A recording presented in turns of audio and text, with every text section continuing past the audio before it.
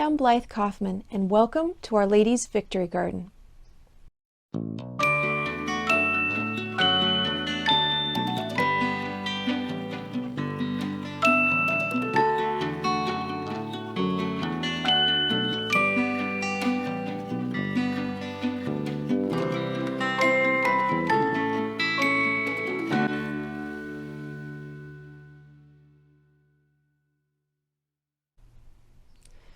Well, we are in our greenhouse, and this greenhouse was present when we bought our house 17 years ago, and it was one of the reasons why we chose this place. It's 9 feet wide by 12 feet long.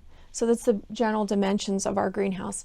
And this particular one has heating. So we set the temperature so that the temperatures never drop below 40 degrees. So we can have tender plants. We can bring in our geraniums that would freeze in the wintertime and keep them for season to season, which is really nice. And actually, usually we have a lot more flowers in here, but I really felt like our hanging baskets and stuff are looking a little bit tired after so many years of kind of wintering them over. So I think this year we'll probably do something new, but certainly the greenhouse affords you that ability to keep your annuals really year to year. And the other thing about greenhouses is, the expense of them. A lot of it comes from the heating portion, which you don't absolutely need. A greenhouse is just having some sort of translucent protection that allows those things that are growing inside to have, through solar and other means, a little bit of protection from the elements.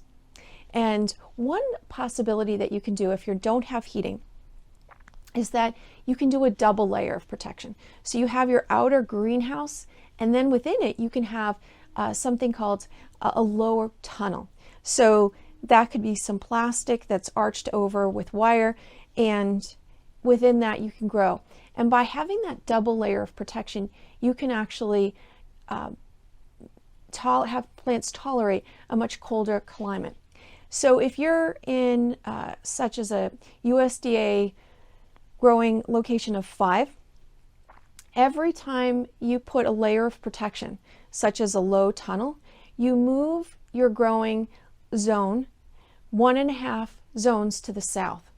So if you're in zone 5, by putting 1 layer of protection, you're going to move yourself to zone 6+.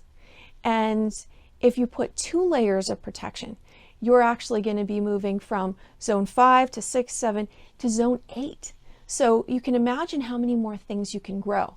And if you have that low tunnel within the larger greenhouse, instead of that tunnel being interacting with the cold outside climate, it's only interacting with the somewhat moderated temperatures within the larger greenhouse. And also, you don't have to worry about the heavy snow that may cause a collapse of a lower tunnel. So there is this benefit of using a greenhouse and then having an additional level of protection within it. It's almost like thinking about wearing your sweater and then putting a windbreaker over it. So it can help you when those temperatures get just a little bit colder, more extreme, to have the double layer of protection. So we've used this greenhouse for, I'd say most of it, the time we use it is in the colder months. In the summer, we tend to be more outside. This year, what I've brought in is mostly our herbs. So you can see here the rosemary. This is not going to, it's an herb. It's not going to tolerate cold temperatures as well. The parsleys here, I've got the Italian parsley, and this is the curly leaf parsley. These were growing outside, and as I was mentioning, we're going to be redoing our hanging baskets, so we just placed them inside here. So we've had wonderful parsley for growing all through the winter, which has been wonderful. We're in February, and it's actually quite comfortable in here, and that's not from the heating, but it's actually partially from the solar. We've got a really great sunny day here. The other thing that I have growing in here is I've got some English thyme. We also have several varieties of sage, which we've used quite a bit this winter. There's some strawberries here, and often what will happen is in the early spring, probably about a month before you'd see them outside, we'll start to get strawberries in here. And once the temperatures warm up a little bit in April, I'll start to open the door and we'll get some pollinators in here to pollinate.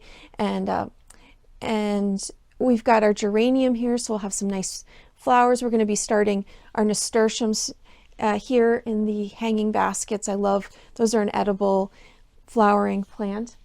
And here's a couple more varieties of sage.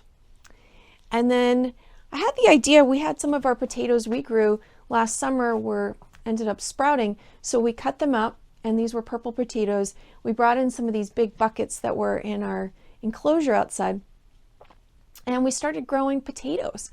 So I realized that I'm really going to start to utilize this to do a little bit more winter gardening in terms of vegetables. And so this has been growing since December, so about 60 days. And usually after about 60 days, they say you can put your hands in if you want to feel around and pull a few tender little potatoes, leave the plants. That will cause a little bit of damage to the plants. So ideally, if you don't need the potatoes, then you could let it continue growing. Depending on the variety, you could expect to get potatoes in 90 to 120 days. And so, but I would really look at the plant itself to know exactly when we'd want to harvest these. They will start to wilt, this green part will start to wilt down, and that's an indication it's time to go ahead and dig in there and get your harvest. So when we started it in December, we may, mid-December, we'll probably be looking at December, January, February, March, middle of March to middle of April, having potatoes here. But a little bit of forethought, I could have put these in a little bit earlier, and we would have had our harvest in the middle of the winter, which would be really nice. And anybody who's grown potatoes has found, having a homemade potato salad, there's nothing like it. So some other things that we have growing, if we're coming around here, we've got some, again, thyme. We use a lot of thyme in our cooking. And the nice thing is, an oregano, the oregano is a perennial and it would be able to grow outside, but you'll find these perennials, they'll drop all their leaves in the winter, so you can't actually harvest them outside unless they're protected in some way. So it is nice to bring them in somewhat protected so that you can actually be harvesting and using them in your cooking in the winter. Also here, this is the bay leaf, and this is a tree. It's a tropical tree. It has really nice, thick foliage, beautiful foliage. And this is really supposed to grow in arid climates. So it doesn't really like a lot of water. So you need to give it good drainage. And I found that these brick containers are really nice. It seems to really like being grown in that. Actually, most plants do, because it's a nice drainage. But you might consider having about 50% sand in your soil to increase the drainage. They don't require a lot of care, and at minimum, I would say you need to water them at least monthly, but you can watch the leaves will start to get a little bit wilted and softer if they need to be watered, but you want to avoid overwatering because then you can get root rot. But these are really great for cooking in soups. They're also, if you put them in your grains, it can help keep away weevils. So there's some great uses for that use, using the bay leaf. And it's a tree, so very easy to grow, and they will grow quite large, but you can clip that back, and they like to have quite a bit of sun, so at least 5 hours. So this is our south facing side of our home, and so it gets a lot of sun in this location. And we just happen to have some lemon balm.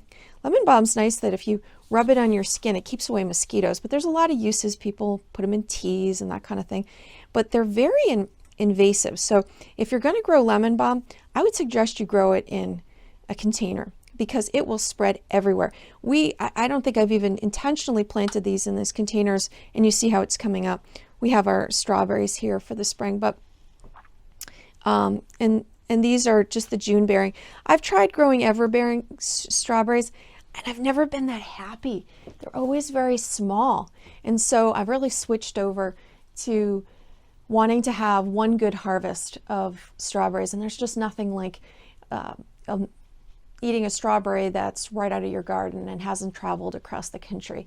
So it's something to look forward to. And like I said, you can get a strawberry about a month earlier by having it growing in the greenhouse. So this is just our just an introduction to growing your plants in the greenhouse. We'll also be bringing out our seedlings once we start. We have our other thing I wanted to mention is when you're getting ready to start your seeds and you need to bring in some soil, this will freeze solid outside. So it's nice to bring in, if you're going to be, as we are going to be starting our growing soon with seeds, bring in your big bags of soil, let them defrost here so that they're ready for planting, and then we'll start our seedlings inside either under lights or on our radiators, which is a great place to get them to pop. And once they get a little bit bigger, we'll transition them out here, and then we'll grow them until they're ready to go out into the garden. So it's a nice gentle transition to go from inside, and then slowly the temperatures are getting a little bit not as controlled before they're headed right into the garden. So lots of uses for the greenhouse, and I hope you'll give it a try.